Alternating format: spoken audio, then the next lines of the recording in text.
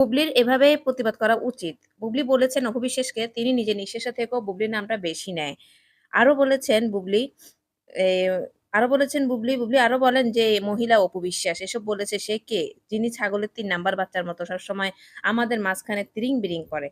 নিজের মতো বানানো নানান মিথ্যা রচনা বলে সারাক্ষণ। সবচেয়ে হাস্যকর কথা হলো উনি তার নিঃশ্বাসে থেকেও বুবলির নামটা বেশি নেয়।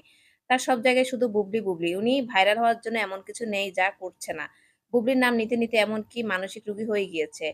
সেটা আড্ডা, সহকর্মী, টেলিভিশনে, ইউটিউবে যেখানে হোক তার মুখে শুধু বুবলি আর বুবলি। কোথাও গেলে তাদের শিখিয়ে দেয় আমার নাম নিয়ে প্রশ্ন করতে যেন উনি একটু ভাইরাল হয়।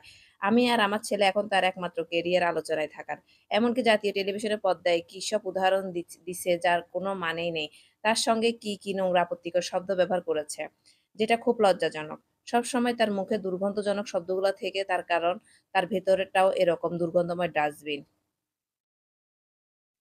বুবলি আরো বলেন অপু বিশ্বাসের এ ধরনের মন্তব্যে বুবলি তাই উত্তর দিয়েছেন যে, তার ভাষ্যে এই মহিলা অপু বিশ্বাস আবারও ইন্ডাস্ট্রিতে তার ছোট বোনদের কথা বলে। ছোট বোন বানিয়েছে। তো নিজের স্বার্থের জন্য আমার নামও সারাক্ষণ বাজে কথা বলে ওদের কান ভারী করাতে। নায়ক রাজ্জাক, মান্না স্যাররাও তাদের দীর্ঘ অভিজ্ঞতা থেকে বলছিলেন, ফিল্ম ইন্ডাস্ট্রিতে কেউ কারো বন্ধু হয় না। আর এই মহিলা এতগুলা নায়িকাকে বোন বানায় ছোট বোন, এসব পাবলিক বোঝে। আর এই ছোট বোনেরাই সবাই সুন্দরী, স্মার্ট এবং প্রতিষ্ঠিত। তারাই আমাকে বলে দেয় এসব চালাকির কথা। কারণ তাদেরও কারো সঙ্গে আমার কোনো সমস্যা নেই। এটা তারাও জানে।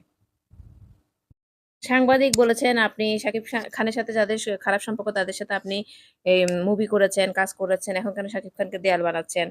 সে প্রসঙ্গে বুবলি বলেন, "২০১৭ সালে এফডিসিতে যখন শাকিব খানের সঙ্গে ঝামেলা হয়েছিল তখন অপু বিশ্বাস শাকিবের বিরুদ্ধে ছিল।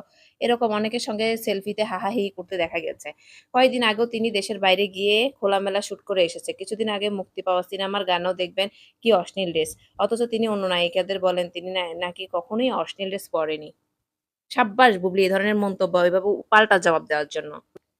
বুবলি অপু বিশ্বাসকে হুঁশিয়ারি দিয়ে বললেন, "সে ভেবেছে সবসময় আমাকে আর আমার ছেলেকে নিয়ে মিথ্যাচার করবে আর আমি বরাবরের মতো চুপ থাকবো। কখনোই না। কারণ তাকে নিয়ে কথা বলার কখনোই আমার রুচি হয় না। কিন্তু যখন দেখেছি সে তার নিজের স্বার্থসিদ্ধির জন্য আজ্জাল খেয়ে নেমেছে, শেহজাদকে তার বাবা থেকে আলাদা করার জন্য তখন আমি চুপ থাকবো না। এসব নিয়ে সারাক্ষণ বাজে গেম প্ল্যান করে বলে তার মুখে এসব গেম প্ল্যান কথাটা এসেছে। সাব্বাস বুবলি এভাবে হুঁশিয়ারি দিবেন, এভাবে আপনি পাল্টা জবাব দিবেন। এভাবে রুখে দাঁড়াইতে হবে।"